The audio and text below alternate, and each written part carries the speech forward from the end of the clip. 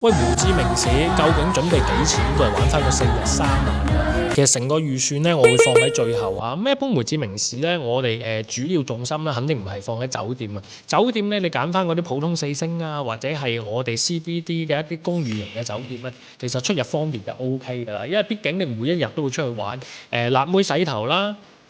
越南洗頭啦，摩托車導遊啦，亦都會有翻我哋空中咖啡啦，同埋我哋嘅出海夜景、開篷巴士啊，我哋專屬嘅一啲特產啊、DJ 咖啡廳啊等等唔同嘅項目咧，大家咧可以參與翻。其實所有嘅項目咧，大同小異啦，其實個個都係差唔多㗎啦。最緊要你揀翻你嘅團隊，一定要對你成個行程要負責任，呢個先係關鍵。佢係以服務嘅體驗去同你做好成件事咧，定係想以賺錢嘅角度同你做好成件事，出嚟嘅效果係完全唔同㗎。所以你一定要睇翻清楚，揾翻個有口碑嘅團隊去服務你。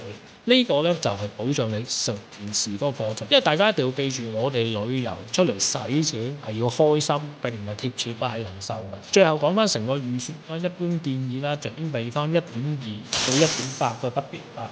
咁你成個過程咧個體驗咁樣玩落嚟咧，就會非常之暢順舒爽，玩得開心，食得招式。